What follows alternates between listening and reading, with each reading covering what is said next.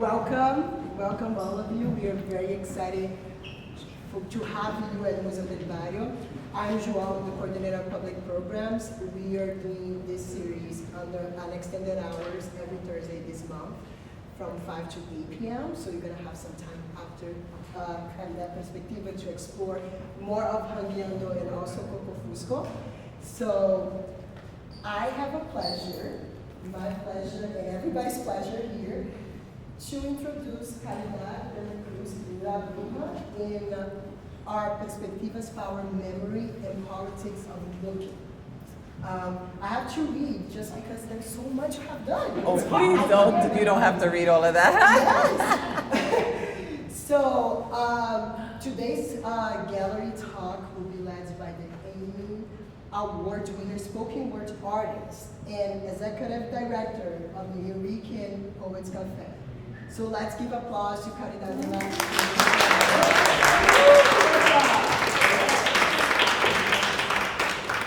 So today she will be sharing her perspective of Jangueando, recent acquisition 2021 to 2025. And she will be talking about poetry, performance, and cultural expression. Just a little overview, a very brief overview of this extensive resume. Caridad De La Luz is a world-renowned spoken word artist. She won the Emmy 2022 as a script writer for Legacy of Puerto Rican Poetry, which was broadcast at ABC during the National Puerto Rican Day Parade in 2021. So, since 2022, she has been the executive director of the Nuyorican Poets Cafe. She began her career in 1996, helping secure $24 million renovation project, which will celebrate the grand opening on the Halloween day, is that correct? That's 2026. correct. Yes, all of the cafe's programming continues off-site during this construction. So I just want to welcome Caridad De La Luz, this extraordinary artist, and just give another applause.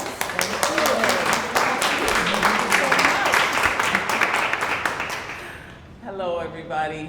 Thank you for being here today in el Museo del Barrio. It's my pleasure to be here, Jangueando con ustedes. That's the name of this exhibit. So I was like, what better way than to bring us all together?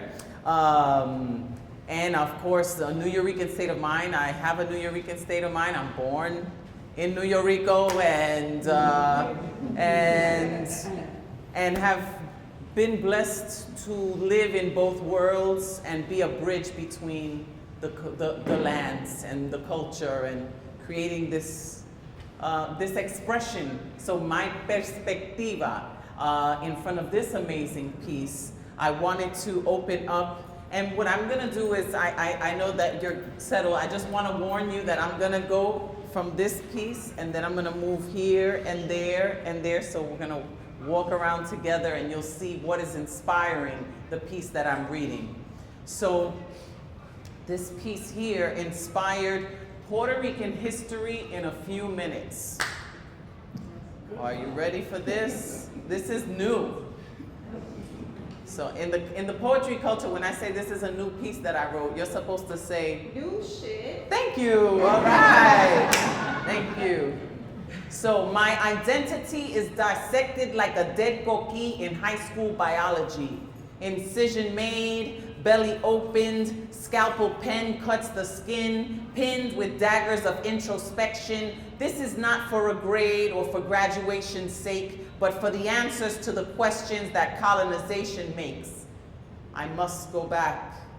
I'm going back. I'm going back to my home, back to where I came from. If only I could land. Puerto Rico, Boriquen, Borinquen, the pearl of the Antilles, prehistoric, pre-Columbian, volcanic rock hardened under the feet of the Casimiroid, Ortoroid, Saladoid, Corozo, aboriginal evolution of indigenous people, Taino time immemorial, lived free until 1493, arrival of Columbus. It is labeled a colony, massacres, diseases, slavery. Spanish colonists renamed it San Juan Bautista. 1508, Ponce settles in Caparra. Spain trusts De Leon to govern the native people. Countless rebellions, pirates, merchants, some Taino managed to flee to the forests. The ones who remained were violated, enslaved. Puerto Rico becomes the island's new name, establishes San Juan and its rich ports. Casablanca burned down, rebuilt in stone. 1511, Diego Salcedo is drowned. The new governor is named, and it's the son of Colón. 1539, Fortaleza. 1600s were for fortification. Dutch kicked out, Roman Catholics brought in. 400 years of subjugation. Jíbaros, machetes, economic development. 1830, plantation economy. Sugar, rum, tobacco, coffee. Local produce taken from the farmers. 1868, El Grito de Lares. Same year as Lola de Tio writes La Borinqueña. All hail Emeterio Betances. Foreign trade of molasses. Cries for independence. Ideals about self-governance. 1873, slavery is abolished.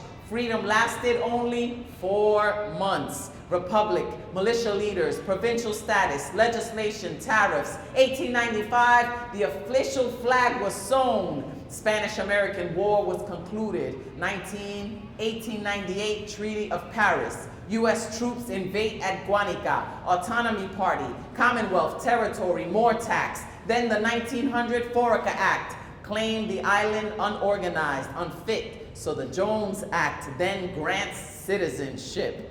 Puerto Ricans were now qualified to fight in the war. World War I drafted 20,000 men. Reported dead, only 4. U.S. Congress says can't vote, can't grow. 80% of the food is imported. 1922, nationalists are formed. 1893, Pedro Albizu Campos was born. By 1930, as liberation leader, he is sworn. Organized freedom fighters, the rest were forewarned.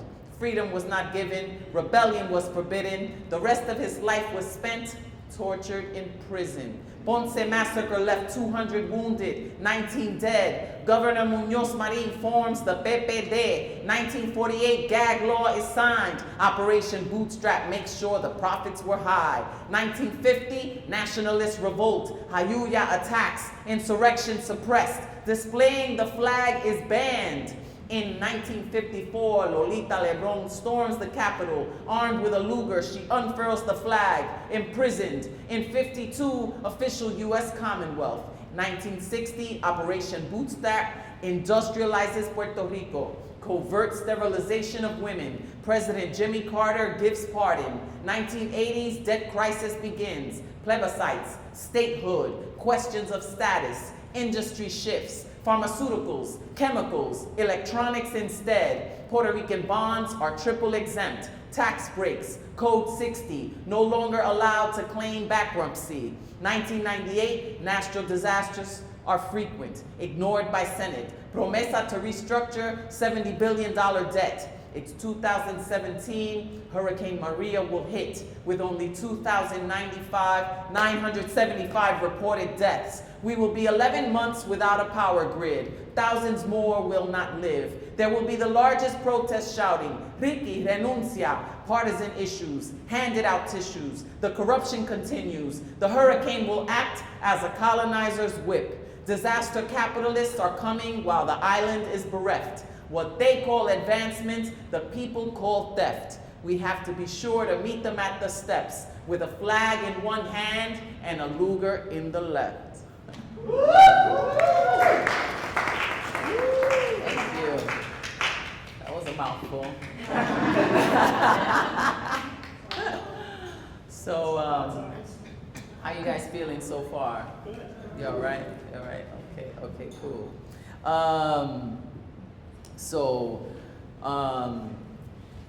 By the light of the moon, dusty roads we would walk as coquilles sang their songs, pulling strings in my heart.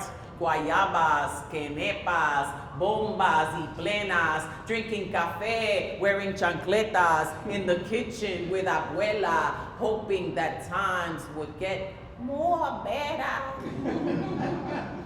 I respect her for holding it down so long. 5 kids, 1 crib, cocinando lechón, taught us respect, la bendición, how to ask for perdón. Mama Don, you're right, even when you're wrong.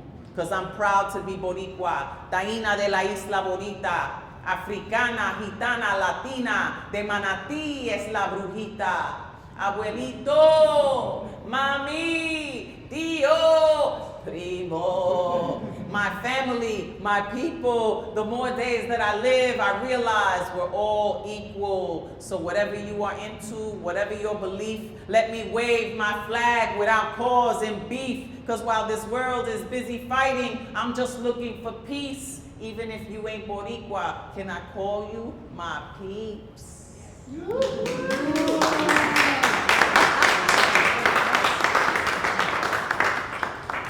Okay, let's shift the room, We're gonna go over here real quick.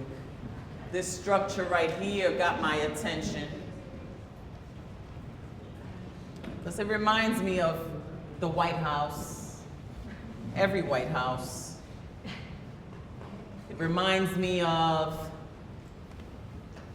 the weakness beneath the ideas of white supremacy, and also the weakness of patriarchy, spiritually speaking.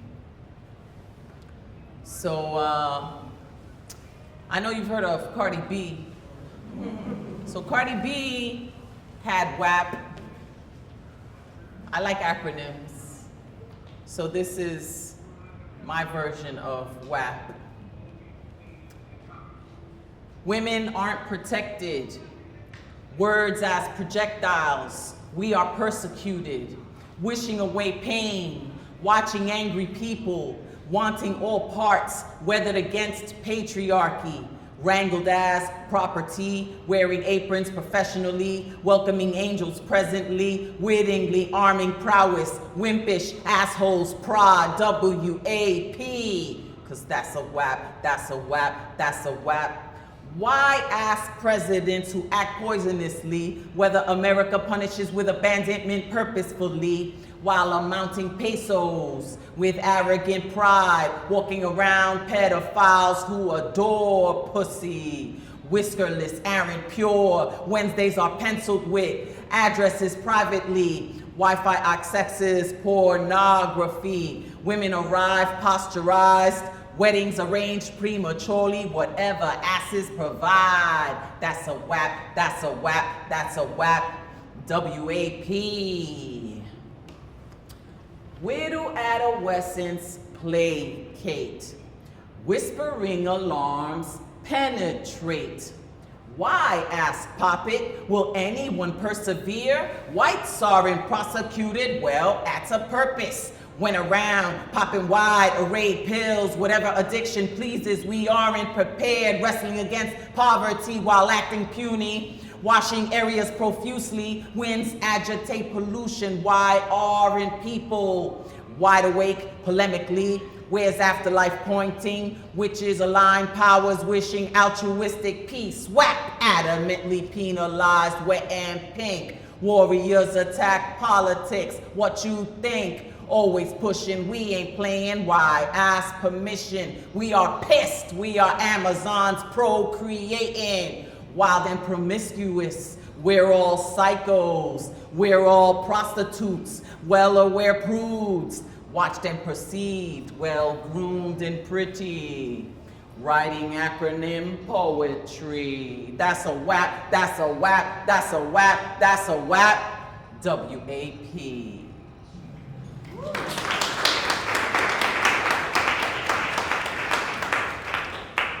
All right. So this is, this is for the women. So I'm gonna move up a little bit. I'll see you here. Where my women at? Las mujeres.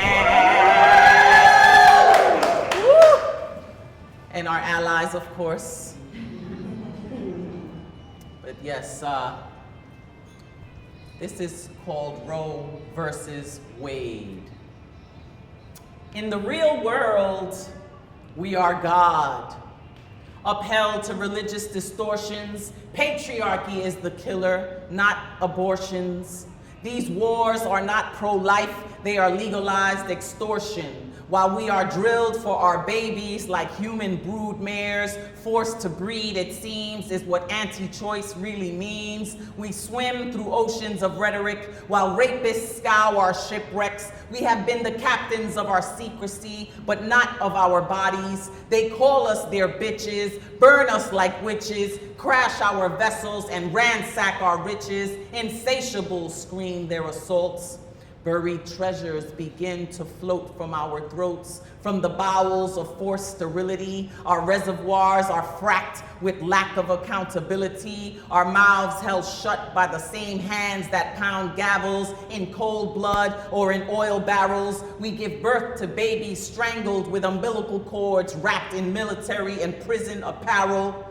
In these turbulent waters, we must Roe versus Wade, 'cause damn their river of threats, we must grow unafraid as we try to scratch serial numbers off of our ovaries. Domestic violence with impunity repeats itself like history. Prove to me the mystery, while firearms report, silence is a loaded gun, riddled with bullets. Poetic license is my tongue. Casings found with no diameters. Forensic is my aim. Unmatched emotional calibers. Bullseye is my name. These words are pointed at the misogynists who feed off of our oppression and care not of consent. As our emotions are labeled top shelf overreactions, we raise a shot glass filled with our passions. Toss it back. Their time is ticking away like the hands of a grandfather clock. Matriarchy, how's the wind?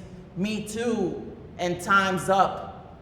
Roe, Roe, Roe versus Wade. In the water, I hex all the sexist complacent with murder. This war against women is nothing short of slaughter, and this is no way to raise our sons and daughters.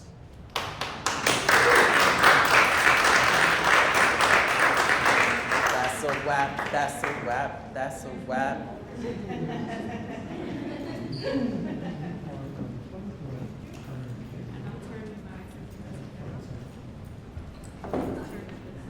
Woo! Gotta shake it out. Woo! I can do that. So, anybody from Brooklyn? Woo! Okay, BK in the house.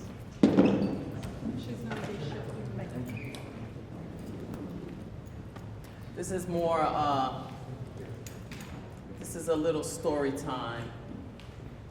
I'm sorry you're not all seated.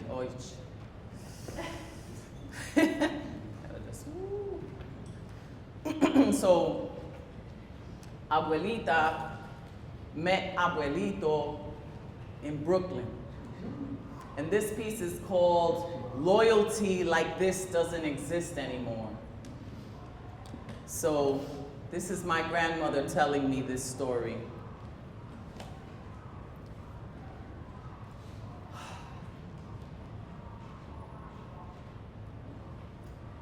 There are things I want to tell you before it's too late. The only reason I studied nursing in Brooklyn was because él me daba. Once we were married, he would hit me in front of los nenes. The boys were so small, they did not understand what was going on. I was a student for nursing in Manatí, y there, the school opened an opportunity. I don't know how I did it, but I escaped with my 3 sons to Brooklyn. Your father is the oldest, mi primer hijo. They were all so little. It was so cold. I never felt so alone. I tried to make them feel warm, especially in the winter, working and studying. I had to pay this lovely neighbor, Doña Jene, to watch them for me. I remember walking the streets in my shoes that I bought in La Plaza de Manatí on that cold sidewalk. I never miss Puerto Rico more than that moment. I promised myself that whatever I learned as a nurse in Brooklyn, I would bring back to Manatí. Y then they built El Dispensario. It was just a concrete room across the street from the school, a first aid office, and I knew how to check people and give them medicina, and sometimes with needles, como una sala de casi emergencia, pero not like a hospital or anything like that. It was just me, sitting at my desk, the town nurse of Pugnado, Manatí. Sometimes there was no one, and I would just sit there, dressed in white, listening to the children laughing and shouting in the distance. It was the size of a sala, just a living room made of cemento. It was funny, because sometimes I would get very hot in there, and the heat makes people sweaty, you know, y sometimes apestan, very stinky. Pero you still have to do your job, and you take care of them. During my time in Nueva York, I saw many sick people. Brooklyn was filled with people from all over the world. By that time, my English was getting better, my sadness was getting deeper, and the boys were getting bigger. But then, I met your abuelo, Octavio Linares Ruiz Selpa Sánchez Cienfuego, pero I just call him Talo. When I met him, it was a very rainy day in Kings County Hospital. I was working as an assistant nurse, learning palabras como stethoscope y vital signs. They only gave me 30 minutes to eat, and I was rushing to get lunch. I had my umbrella over my head, covering my view. I barely could see in front of me. I was looking at people's wet shoes walking around me. My eyes were on the ground, and there was a man kneeling down, picking something up very carefully. He had no umbrella, no nothing. He did have on very nice shoes, definitely not made for the rain. His suit was darkening with the wetness of the falling rain. His shoulders were soaked. His back and broad shoulders filled his suit perfectly. I stopped in shock, and then he turned to me. The most beautiful man I had ever seen. He was glowing like an angel, and he opened his hands, and there was a little bird there. His eyes dropped, and he sadly smiled at me. He said, "Se ahogó." The little bird had drowned in the rain. He closed his hands and walked toward the grass, and I noticed we were in front of the cemetery that I pass every day. I crossed myself and prayed. He made a small grave and buried the little bird. I just stood there watching him like in a dream. When he finished, he noticed me still standing there, and he said, "¿Dónde vas?" "To eat." "Te llevo?" "If you like." "Cómo no?" "Thank you." And we ate lunch together every day after that for the rest of our lives. He would meet me for lunch, and it never rained again. He was my sunshine. He was so funny, sweet, and romantic, such a gentleman. The first time I told him what my life was really like, he got very serious and said, "Hoy te llevo yo." He insisted on taking me home that day to meet my boys.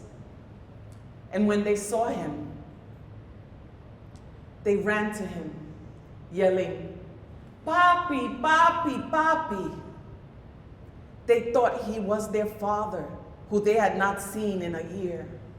He did not hesitate and treated them as if he was their father.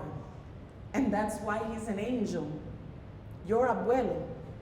Every morning, he served me café, singing songs to me. He stayed by my side ever since that little bird died. It was like that bird sacrificed its life so that I could live mine, so that I would find the love of my life. The man that would help me build mi casita de madera in Puerto Rico. After we returned from living in Brooklyn, the boys were young men living their lives in Nueva York, where they grew up. But I grew up in Manatí, a little wooden house with a metal roof. We slept in hamacas, guindando con mosquiteros hanging all around. The hammocks were cozy. But as a little girl, I always imagined having a big, comfortable bed of my own, with soft sheets like clouds and high bedposts like mountain tops to hang the mosquitero on. When me and your abuelo returned, we found a concrete house to live in, but he still made sure to have a little wooden house built on top of it for me. Wooden houses are much cooler than concrete.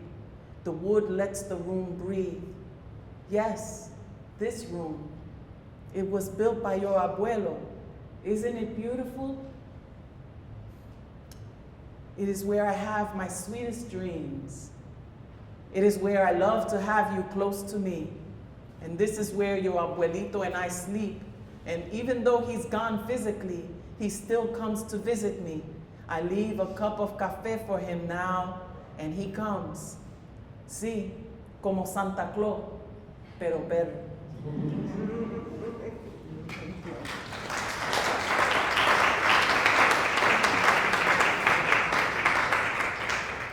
Oh, loyalty like that just doesn't exist anymore. Or does it? How many people are deeply in love and love their love and are happy in their love? Silence, okay. All right.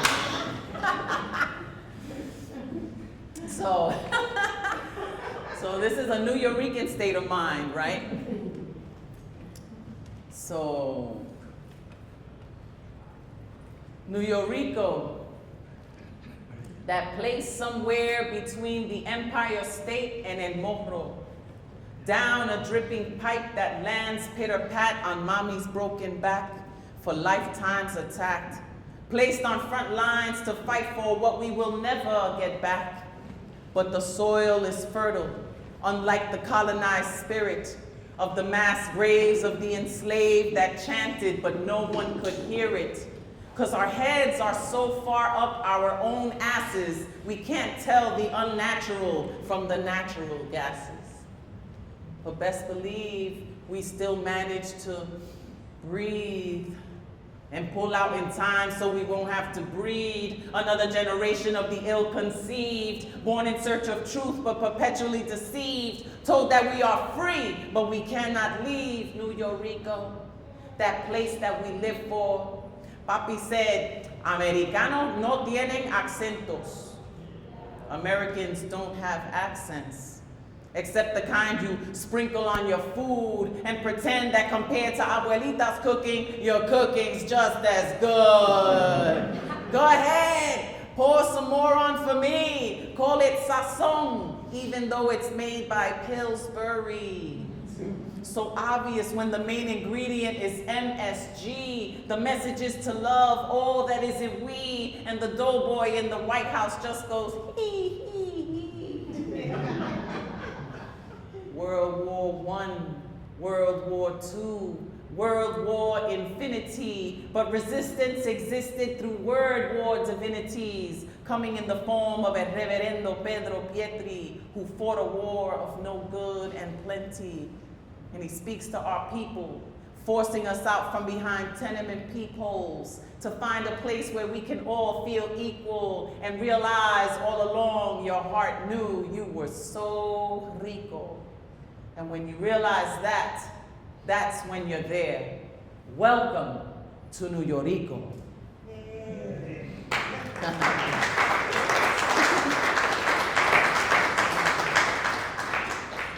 Ven, ven, ven a Nuyorico. Bienvenidos, somos amigos. En Nuyorico, ven, ven, ven a Nuyorico. Bienvenidos, somos amigos en Nuyorico. The palm trees are tall like the skyscrapers. The entrance says welcome over the gate. And Margarita lost a shoe bailando salsa. She threw away the other to dance descalza. Such a hard life she's after, but she smiles like a fool at Pablo in his yellow Malibu singing Babalu after winning at Capicu. Who knew that the spirits dance mambo to hip hop, eating snowflakes and tropical pit stops? This place we forgot. The puddles of our hearts flood out in large amounts. Come drinks for all the natives. Look around, we all related. Peace and love, so underrated. Que bueno que you made it to the best place in town. From Puerto Rico all the way to the boogie down. Check the smells and sounds in the underground that you found here. At night, the windows are covered with sudor. Every cabana is a smoky humidor, and you can recognize the scent from the door. Contraband provides the music and more. And out on the veranda, the hostess Cassandra guarantees all your needs will be served. The entertainment is superb. El vacilón is the secret password. Hey yo, you never heard about the coquito served by Enrique, who only speaks el inglés un poquito, while Angelina cooks and cleans for a fee. Nothing here is free. To pay is to be, but the patrons and me, we get along singing songs of La Isla Bonita. Here we're all Boricua, and if you no comprendo mi lengua, it's okay. I'll speak a slow en acento Nuyorico.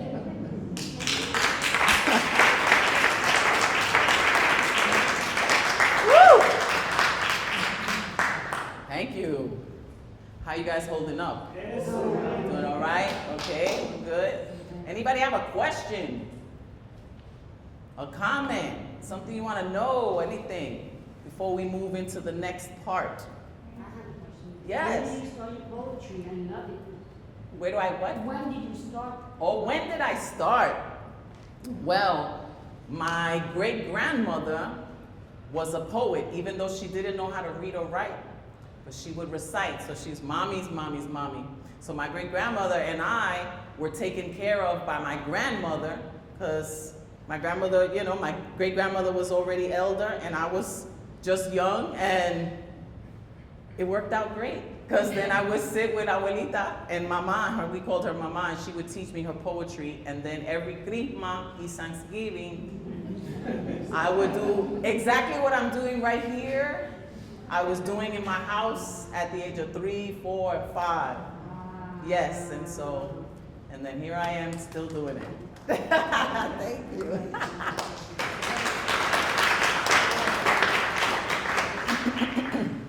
Anybody else? Yes. When did the Nuyorican Poets Cafe open? So the Nuyorican Poets Cafe, right? I started my career there in 1996 when I wrote my name on an open mic list to spit. It was a lunar eclipse, and here I am 30 years later. And we will reopen. It's funny because my parents got married on Halloween, but the Nuyorican Poets Cafe opened on Halloween. Isn't that crazy? So that's like so kismet. So all of that to say that we will reopen on Halloween 2026. So put it in your calendars. It's a Saturday. So I intend to have it an open house on that day so people could come, see the new building, see what we've done, because we used to perform only, you know, out of the first floor. Now it's the whole building. Same spot? Same location on 3rd Street, 236 3rd Street, between Avenue B and C, Loisaida. And there's gonna be an elevator. Lo que nunca. Dressing rooms. The bathrooms are actually gonna have tiles, like, you know. Yeah, because our bathroom was very grunge. It was very punk, very punk. It was like CBGBs in that bathroom. It was crazy, that bathroom. Because, yeah, it was like wood flooring. So it was like 30 years of urine accumulated in there. So when I see those brand new bathrooms, I'm probably gonna cry.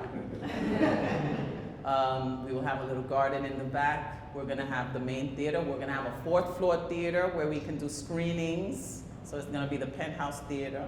And then we're gonna do classes on the 2nd floor and bring students, as we've always had students, but now it's gonna be this nice ecosystem of art, teaching, performance, and the Nuyorican Poets Cafe has always been called a cafe. Did you ever have coffee there though? Now you will. So we're really gonna make it a cafe. Yes, Nicolas. What is the influence of the Bronx in your work? The influence of the Bronx in my work. Oh, well, sheesh. I mean, I called myself a Boogie Rican, right? So I'm a Nuyorican, but more specifically a Boogie Rican because I'm from the Boogie Down Bronx. And the Boogie Down Bronx being the home of hip hop and the home of salsa as we know it, like the Fania era, like it used to be El Condado de la Salsa. I don't know if you know, and like it was like on Hunts Point and Southern Boulevard, it was like dance hall after dance hall. You could see Tito Puente at one point, Tito Rodriguez at another point, like it was, so all of that influences me.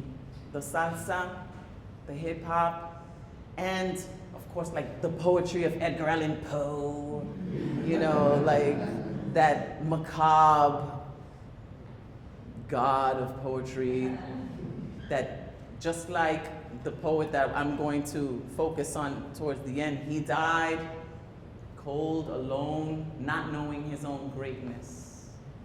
And I think about those things. And so all of that lives in me. And I feel like the Bronx is the greenest borough. Yes. It's just so green. And I wish people out in the world knew that when they think about the Bronx. And I'm a river girl. I'm a forest girl. I love the green. And it's called the Bronx because of the Bronx River. I'm Jonas Bronx, of course, but because the is there, because of the river. And all of that just lives in me, informs me. The indigenous people of where I'm from Soundview specifically. And I feel like Los Puertorriqueños came to the Bronx, like my mother's family, because my father's family came to Brooklyn, but mommy's family came to the Bronx. And the Bronx was just green enough to plant the seeds to make a little Puerto Rico away from Puerto Rico. That's right. Anybody else have a question or something? Yes. As your neighborhood changes from where the Nuyorican Club was, like how are you extending your outreach to reach younger generations of Puerto Ricans? How are we extending invitations? Well, one of the things that I started doing was Puerto Rican retreats, taking Nuyoricans to Puerto Rico, and also connecting. We learned a lot during the pandemic. Also, we're able to invite Puerto Rican artists to perform, even if it's virtually on our platform. So when we reopen, we're gonna have a gallery space as well and feature Puerto Rican, Nuyorican artists and artists of the diaspora.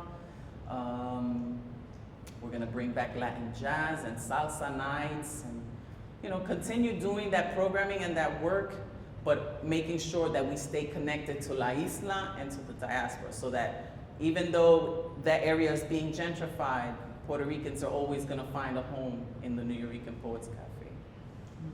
And and I made sure to paint a Puerto Rican flag on the building.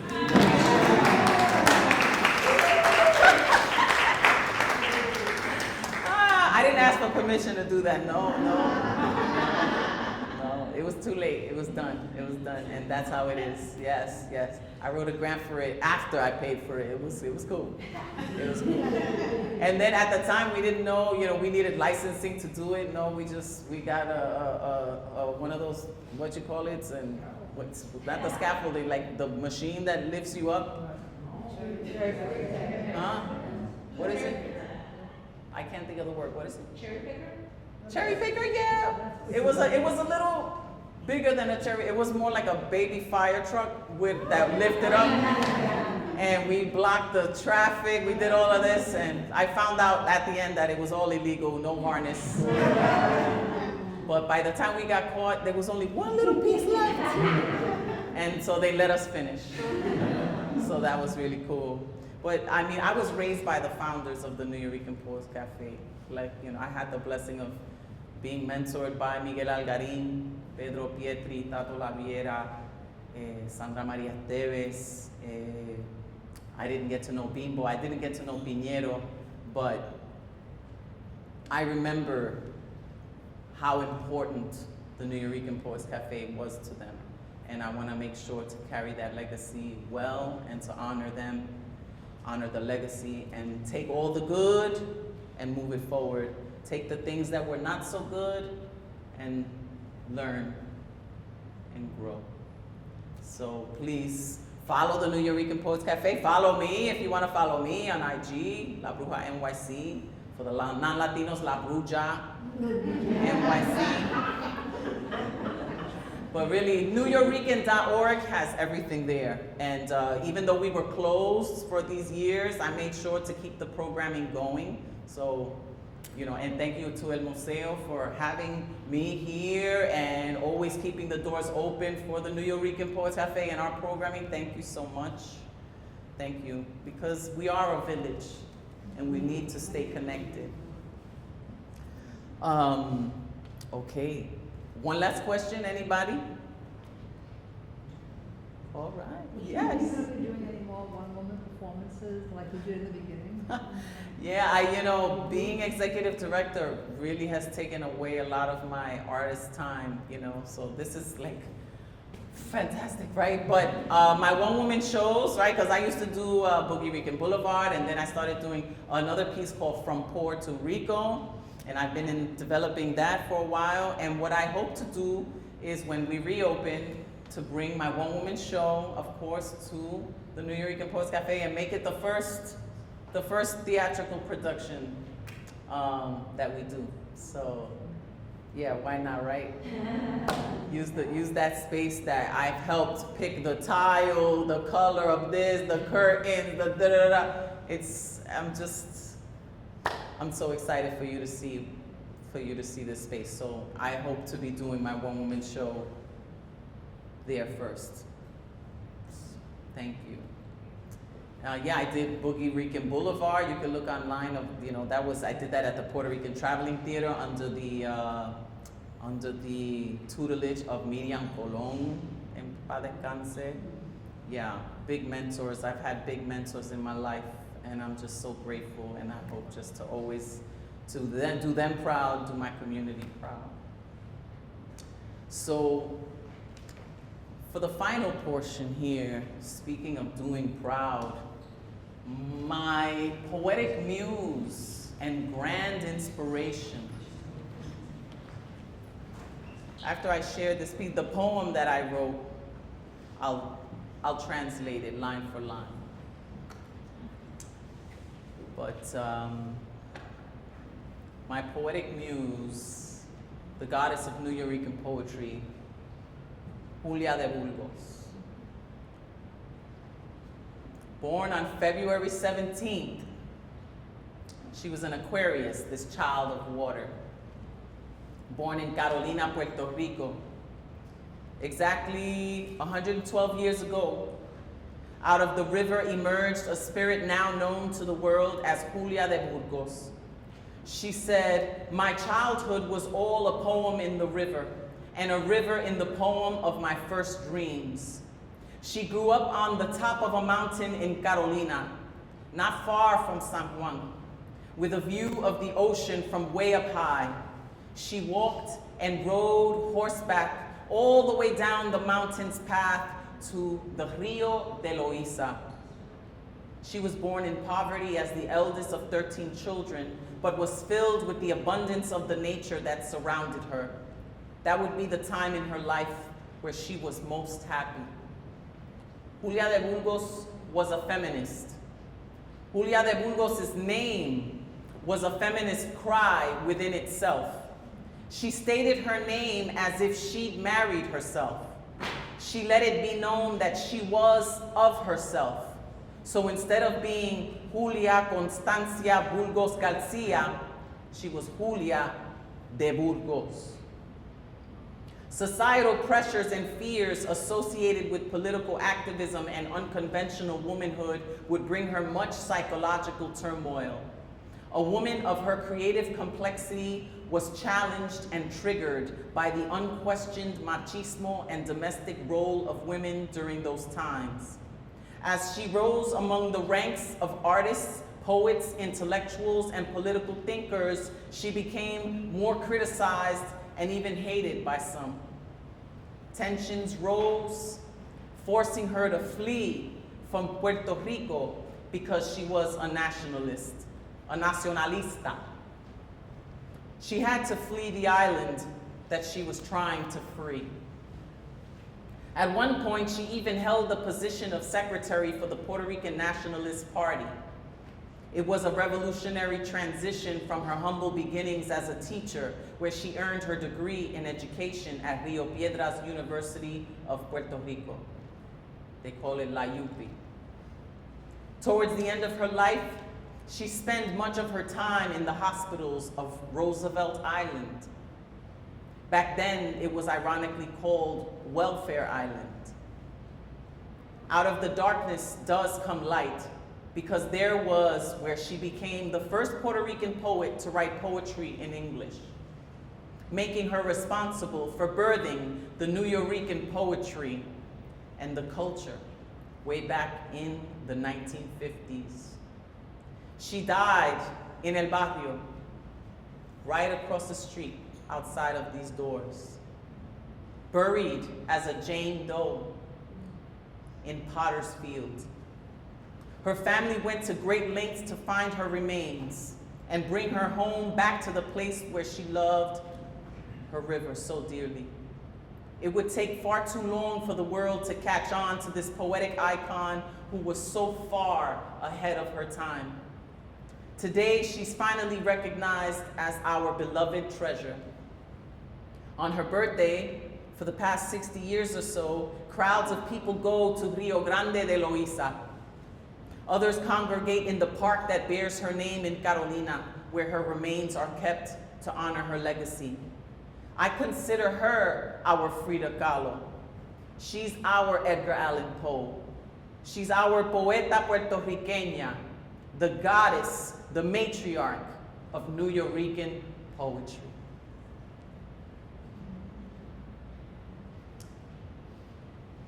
And now the poem. Querida Julia, dear Julia, despierto pensando en tus porqués.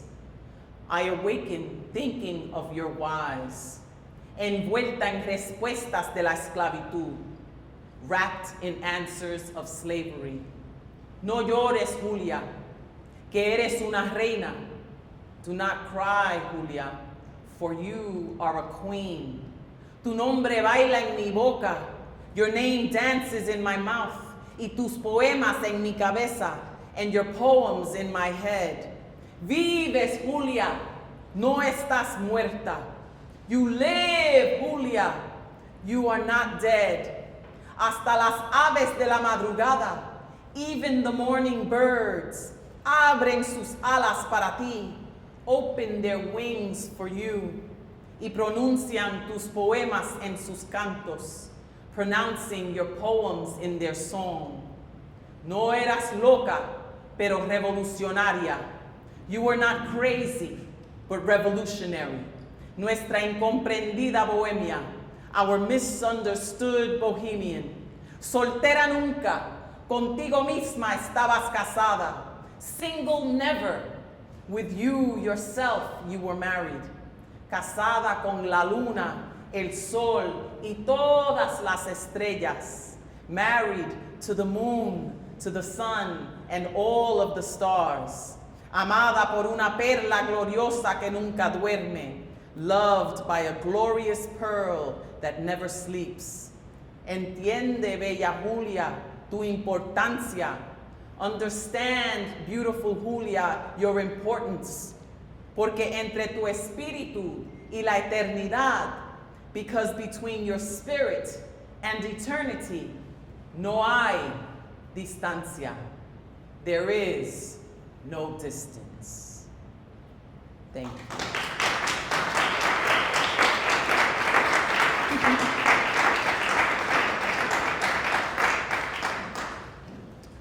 Thank you so much.